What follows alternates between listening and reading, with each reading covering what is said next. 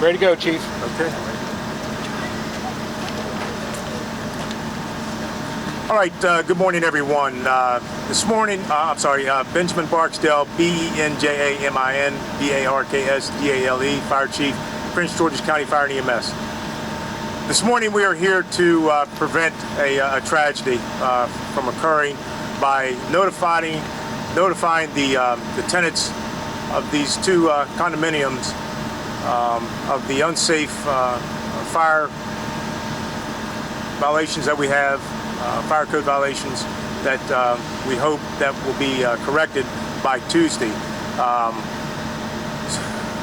Specifically, we want to make sure that we have a working fire alarm system, which we do not at this time, making sure that the trash and combustibles have been removed from the vacant apartments because we've had some issues with squatters, and many of the doors are not secured. So we want to make sure they are get secured, and then all the fire doors are in a working order in the stairwells and trash areas. These buildings are not sprinklered.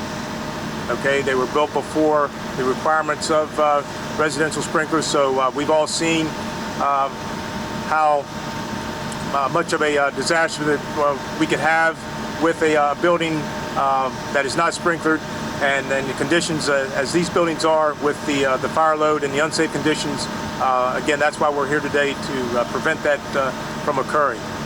We will be on site providing assisting with a fire watch, and until next week, early part of next week, to assist that if anything does happen, we will be on site. But if the corrections are not made by Tuesday, we will be placarding the building as unsafe.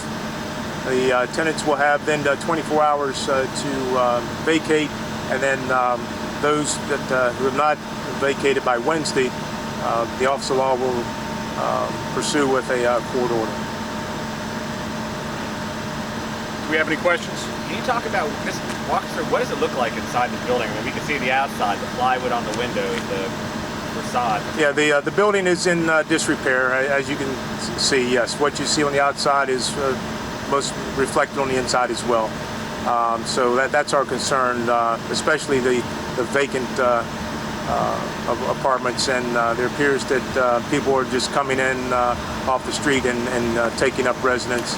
So that's why we need to get those vacant apartments secured and boarded up, so that they don't have easy access. And what are your thoughts, obviously, being here again? We were here when Pepco cut the utilities, I forgot when, about more than a year ago, and just here we are again at the same building. Does this management company take all this seriously? Are they working with you? They are working to correct many of the issues.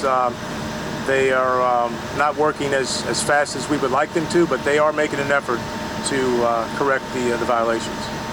Is this the first time the residents are hearing about these problems of these fire components? This is the first time that the residents are. So the way that the fire code works is that we serve the correction orders to the property management. So we started 2016 with this particular management company. They have received the correction orders.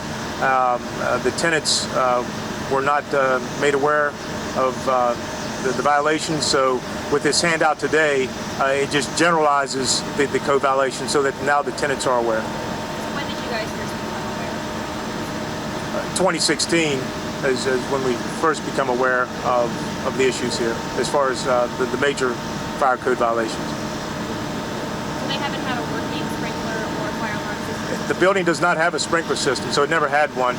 The fire alarm system has been intermittent. Now, obviously, they have a lot of corrections to make. Do you think they can make it by this deadline of Tuesday? I think they can. Yes, it is possible. This isn't. We're not asking something that's impossible. No, and they have participated in a fire watch. So because the fire alarm system isn't working properly, they have to have someone on patrol, and they have been doing that and calling into our communications and confirming that in fact the building is being watched. Washington Post, you have a question? Do you have any residents live in those towers? Right now we have 36 of the apartments that are occupied. We're estimating about a little over 100 people within those 36 apartments. Approximately, yes. That's not an exact number, but approximately, And you were yes. saying if these violations are not completed by the date, it would jeopardize the residents that are living here. Yes, Because we want them to be safe, but we want the remedies to be. absolutely, yes, that is correct, yes.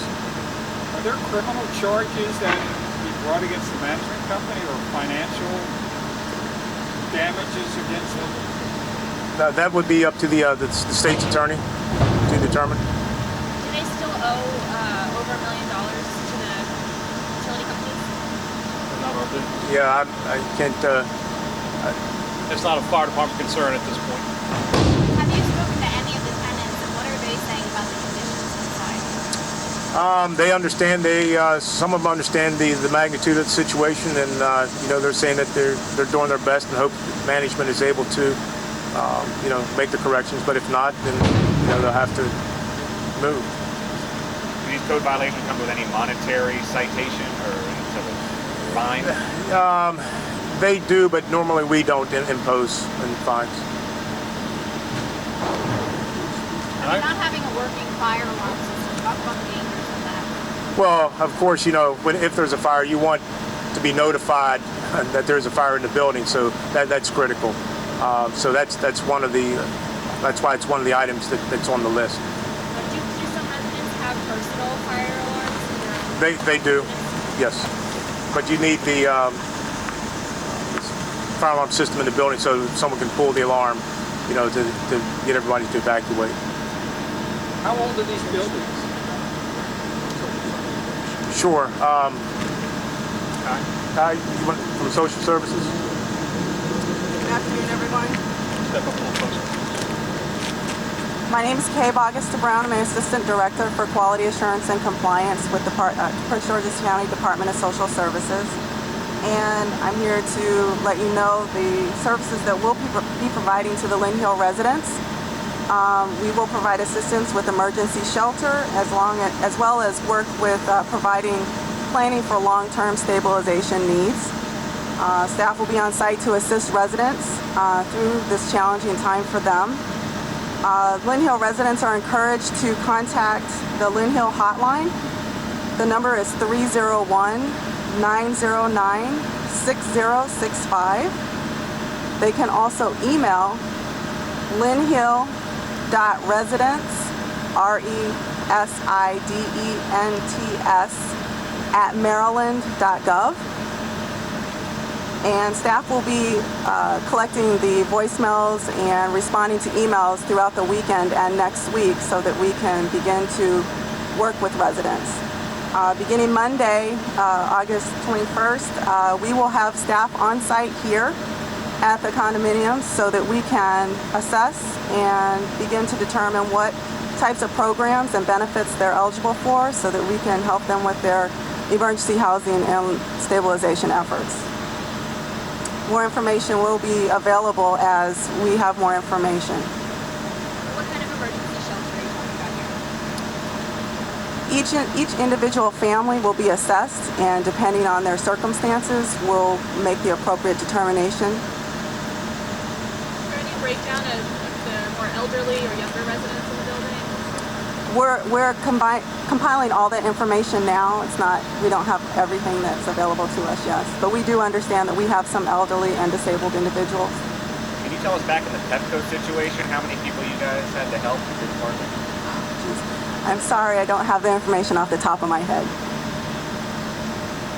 Any additional questions for Chief? So Tuesday, possibly 50 evictions. Right, Tuesday is the deadline. Tuesday morning, we're going to come back and re-inspect the building and look for those items that are on the correction order, those items that are on the sheet that you have before you that were given the tenants.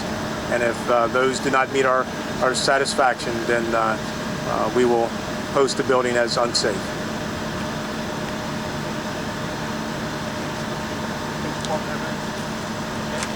If there's no more questions? Yeah, could you spell her name real quick? Just Oh, yeah. record? Take time, step up.